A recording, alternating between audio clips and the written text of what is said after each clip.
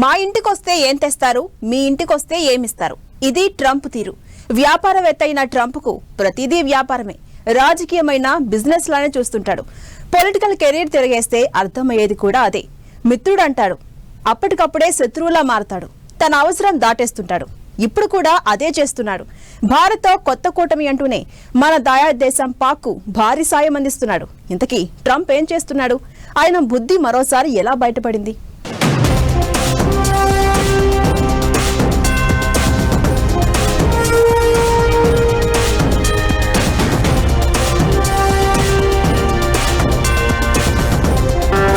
ఓవైపు భారత్తో కొత్త కూటమి ప్రయత్నాలు, మరోవైపు పాకిస్తాన్ కు వరాల మీద వరాలు. ట్రంప్ డబుల్ ఫేస్ మరోసారి బయటపడిందా? పాక్ F-16 ఫైటర్ జెట్లు ఇవ్వనున్న అమెరికా 6,200 కోట్లతో భారీ ఆయుధ ఒప్పందం. ట్రంప్ నిర్ణయంతో భారత్ కు ఇబ్బందులేనా? అమెరికా ఫస్ట్ ఈ మాట కోసం ట్రంప్ ఎన్ని మెట్లు దిగడానికైనా, ఎన్ని మాటలు తప్పడానికైనా సిద్ధం. రాజకీయాన్ని కూడా బిజినెస్ గా డీల్ చేసే ట్రంప్ ఇప్పుడు దేశాలతోనూ అలానే వ్యవహరిస్తున్నాడు. మోదీ తన స్నేహితుడని, భారత్తో బంధం విడదీయరానిది అంటూ ఎన్నికల ముందు డబ్బా కొట్టి అధ్యక్షుడిగా గెలిచిన ట్రంప్ ఆ తరువాత అసలు స్వరూపం చూపించడం మొదలెట్టాడు. టారిఫ్లు, వీసా నిబంధనలు అంటూ భారత్ ను టార్గెట్ చేస్తున్నాడు. అయితే ట్రంప్ బెదిరింపులకు ఏమాత్రం భయపడని భారత్ రష్యాతో బంధాన్ని స్ట్రాంగ్ చేసుకుంటోంది. కట్ చేస్తే ట్రంప్ లో టెన్షన్ స్టార్ట్ అయింది. ఎక్కడ భారత్, రష్యా, చైనా కలిసిపోయి తన సీటు కిందకు నీళ్లు తెస్తారో అని భయపడి యూటర్న్ తీసుకున్నాడు. కొత్త కూటమి అంటూ కొత్త ప్రకటనలు చేస్తున్నాడు. G7 దేశాలను కాదని భారత్ సహా 5 దేశాలతో కోర్ 5 దేశాల కూటమి ఏర్పాటుకు ట్రంప్ ప్రయత్నాలు చేస్తున్నాడు. అయితే మరోవైపు మాత్రం పాకిస్తాన్ పై వరాల జల్లులు కంటిన్యూ చేస్తున్నాడు. ఇదే ఇప్పుడు మనోళ్లకు మరింత కోపం తెప్పిస్తోంది. పాక్ ఆర్మీ చీఫ్ మునీర్ కు స్పెషల్ పార్టీలు ఇవ్వడం, ఆ దేశం అలా అడిగితే ఇలా అప్పులిచ్చేయడంతో పాటు వాణిజ్యం, ఇతర సహాయ సహకారాలు అందించడంలో పాక్ కు మంచి ప్రాధాన్యం కల్పిస్తున్న ట్రంప్ సర్కార్ ఇప్పుడు మరో భారీ ఒప్పందం కుదుర్చుకుంది. అమెరికా, పాక్ మధ్య ఏకంగా 6,200 కోట్ల భారీ డీల్ కుదిరింది. F-16 యుద్ధ విమానాల అప్గ్రేడ్, వాటి మద్దతు కోసం ఈ ఒప్పందానికి అమెరికా ఆమోదం తెలిపింది. ఈ ఒప్పందం 2 దేశాల సైన్యాల సమన్వయానికి ఉపయోగపడుతుందని అమెరికా ప్రభుత్వ వర్గాలు చెబుతున్నాయి. పాక్తో ఒప్పందంతో తీవ్రవాద వ్యతిరేక ప్రయత్నాల్లో, భవిష్యత్ ఆపరేషన్లలో అమెరికా భాగస్వామ్య దళాలతో పాకిస్తాన్ వైమానిక దళం పరస్పర కార్యాచరణ సామర్థ్యం కొనసాగించడానికి వీలు కల్పిస్తుందని, దీంతో అమెరికా విదేశాంగ విధానం, జాతీయ భద్రతా లక్ష్యాలకు మద్దతు లభిస్తుందని అమెరికా చెబుతోంది. ఇక ఈ డీల్ కు కొన్ని రోజుల ముందే భారత్ కు ఆయుధాలు అమ్మేందుకు అమెరికా గ్రీన్ సిగ్నల్ ఇవ్వడం ఆసక్తి రేపుతోంది. పాకిస్తాన్ తో ఒప్పందంలో లింక్ 16 వ్యవస్థలు, ఎన్క్రిప్టెడ్ గేర్, అప్గ్రేడ్ చేసిన ఏవియానిక్స్, ట్రైనింగ్, పూర్తి లాజిస్టికల్ మద్దతు లాంటివి ఉన్నాయి. ఈ అధునాతన టెక్నాలజీ యుద్ధ విమానాలకు నిఘా, గుర్తింపు, వాయు నియంత్రణ, ఆయుధాల సమన్వయాన్ని అందిస్తుంది. అంతేకాకుండా ఈ ఒప్పందం Pakistan air force, US air force మధ్య యుద్ధ కార్యకలాపాలు, ట్రైనింగ్, విన్యాసాల్లో సమన్వయం, పరస్పర కార్యాచరణకు ఉపయోగపడనుంది. ఈ పరికరాల పునరుద్ధరణతో F-16 యుద్ధ విమానాల జీవిత కాలాన్ని 2040 వరకు పొడిగించే ఛాన్స్ ఉంటుంది. ఇకటు విమాన భద్రతా సమస్యలను కూడా పరిష్కరించనున్నారు.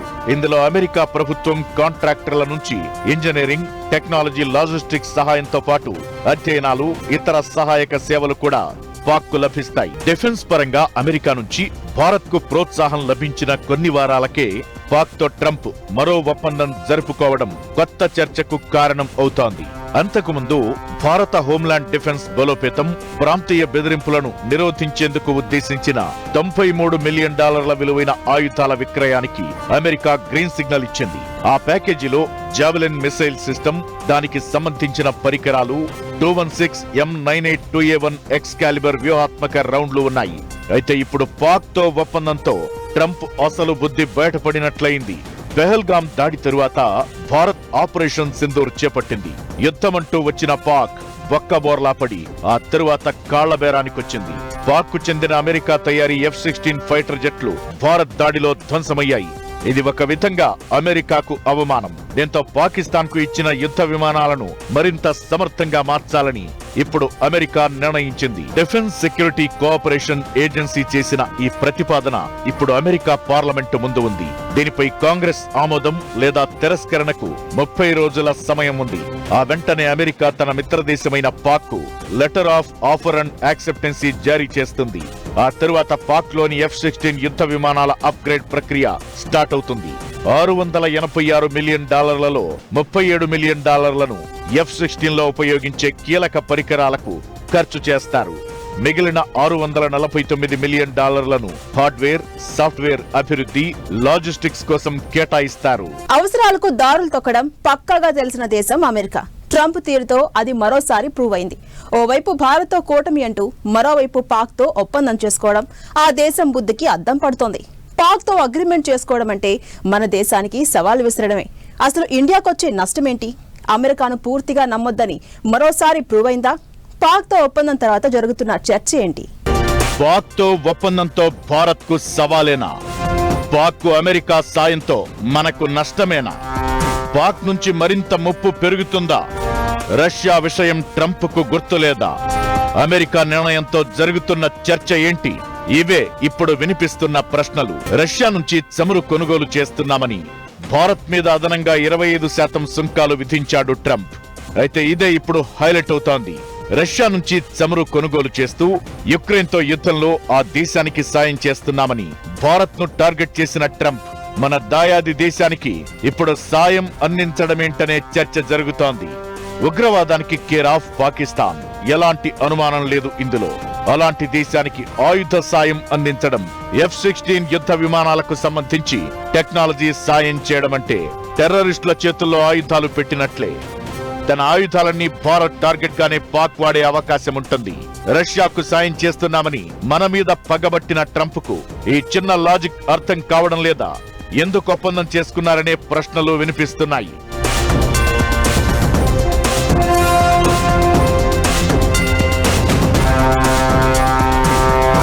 పాకిస్తాన్ కు అమెరికా చేసే సాయంతో భారత్ పై ప్రభావం తీవ్రంగానే ఉండే అవకాశం ఉందనే చర్చ జరుగుతోంది.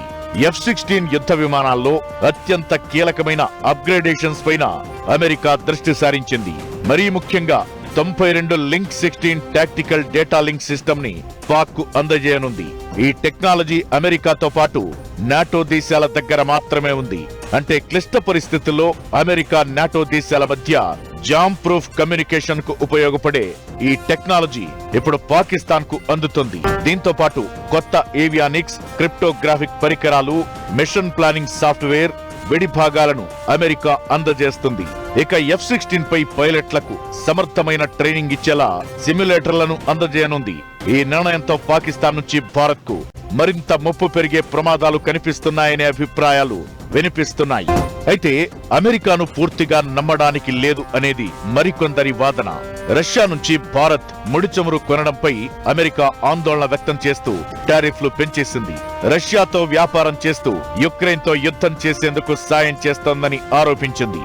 మరిప్పుడు ఆ దరిద్రపు పాక్ విషయంలో అమెరికా తీరు ఏంటని నిలదీస్తున్నారు మరికొందరు. నిజానికి అమెరికా ఇలా వ్యవహరించడం కొత్తేం కాదు.